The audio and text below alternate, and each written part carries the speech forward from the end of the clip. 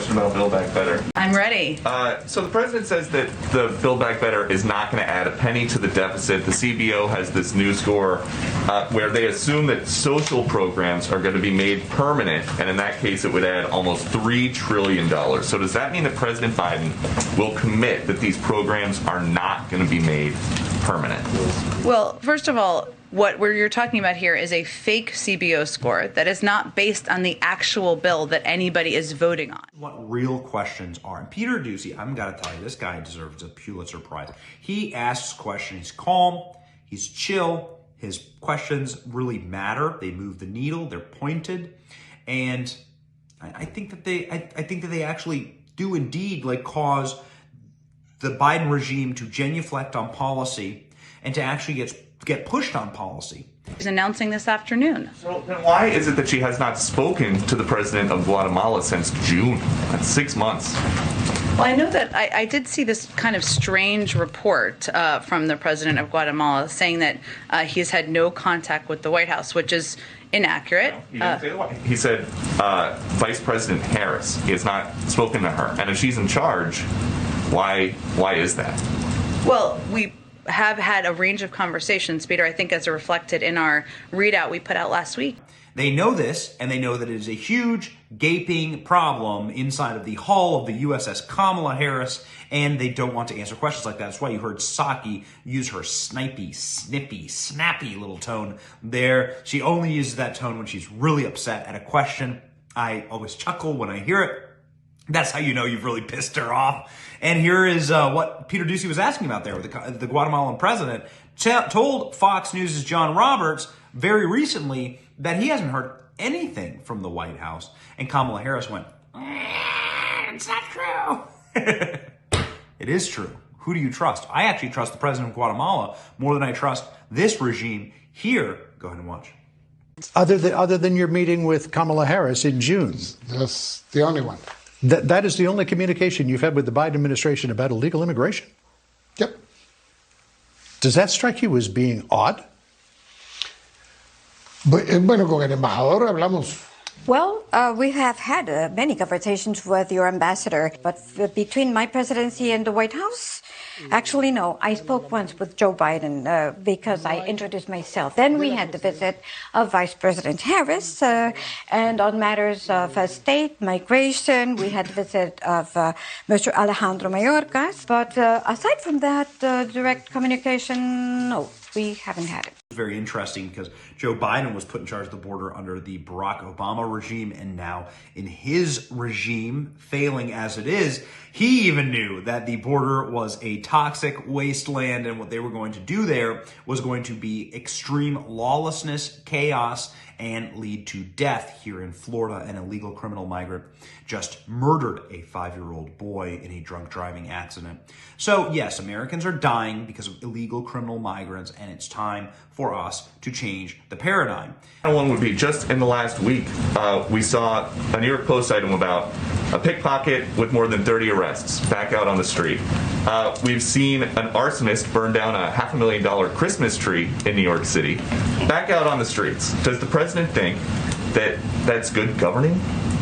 Again, I think I've spoken to the president's concerns about retail theft. If you have specific, and the actions we've taken for specific cases, I would point you to the local police departments or the Department of Justice. Go ahead, Kelly. That's what real reporting is, ladies and gentlemen. You may recall a long while ago when there was a real press secretary, Sarah Sanders, Kayleigh McEnany, and where they would get questions like that all the time.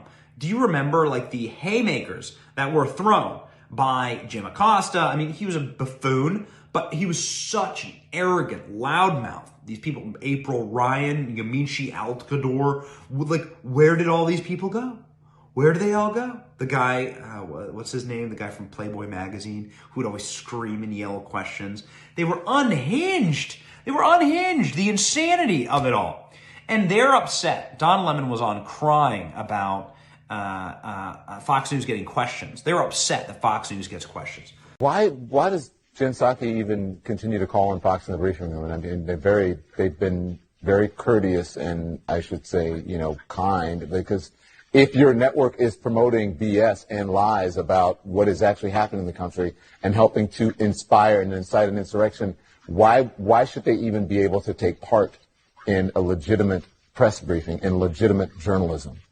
On the other hand, you have people from corporate fake news like CBS asking these like prescribed Democrat apparatchik questions that are so embarrassing. This is CBS News asking like, should Democrats cut it out? Should Democrats cut it out? Asking mean things about Joe Biden in 2024. Here's what you get over on CBS. Watch. Another round of stories over the weekend about the political fate of the president and the vice president and who might run in 2024. And it quotes a lot of other Democrats or people who work for them. Mm-hmm. What is the White House's message to those Democrats? The White House's message is we're focused right now on what the American people elected the president to do just over a year ago, which is to get COVID under control, to put people back to work, and to help give people some breathing room. And we hope other people keep their focus on that as well. Did they knock it off? Is that speculation helpful? The president has every intention of running for re-election, so that's the other message for them.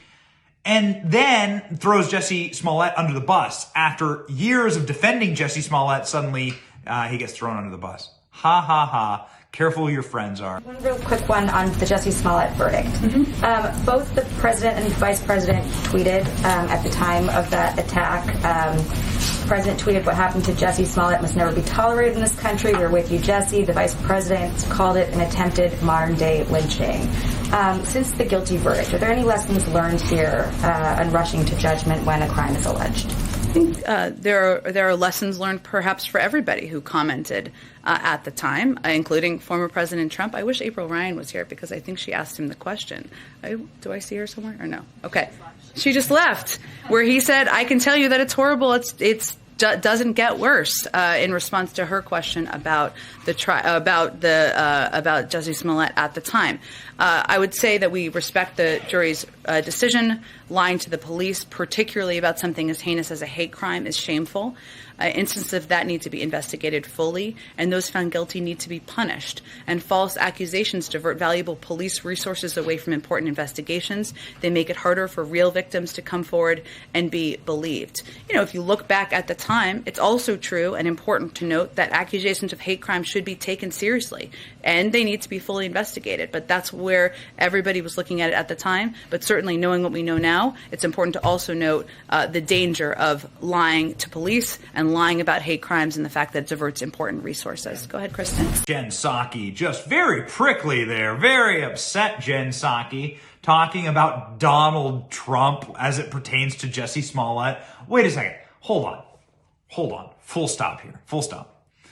Donald Trump is one of the few people in our government who wasn't snookered by the Jussie Smollett hoax. Donald Trump's one of the few people in America, in the American government or American entertainment industry, that didn't out and out say that this happened to Jussie Smollett. Every single Democrat, every single Hollywood lib, every person in the entertainment industry, all you people were snookered by that, including Kamala Harris and Joe Biden. And that's what this question was about. The question was about Kamala Harris and Joe Biden and how the two of these people used for their political gain the fake Jussie Smollett hoax. Jussie Smollett is probably going to go to jail for a long time. At the very least, we hope so. Because Jussie Smollett lied to a jury, lied to the cops, lied to the cops, lied to the cops, lied to the cops, lied to the cops. 5 counts. Guilty on 5 counts of lying to police and distorting police and misusing of police resources. And so Jussie Smollett could face up to 15 years in prison, and we hope that happens. What is Jen Psaki's response there? I mean, really, truly unbelievable. But brings in Donald Trump for some reason. These people their brains are broken. And then throws Jussie Smollett under the bus. After years of defending Jussie Smollett, suddenly he gets thrown under the bus. Ha, ha, ha. Careful who your friends are. And Jussie Smollett's friends with Michelle Obama, they're very close friends. Oh, let's see if she can save you. Too bad. Thank you for watching. We are 100% independent news. Are you sick of being lied to? We certainly are. That's why we started this channel. But we can't do it without you. We can't keep going without your help. All we ask is that you click like and subscribe and share this video. It's free and it keeps us going, it keeps us growing, and it keeps us getting the truth out there to break the rotted corporate media infrastructure that wants to lie to you every single day, wants to corrupt your narratives, your truth, your story, and your very society. So support us by clicking like, clicking subscribe, and thank you, Patriots.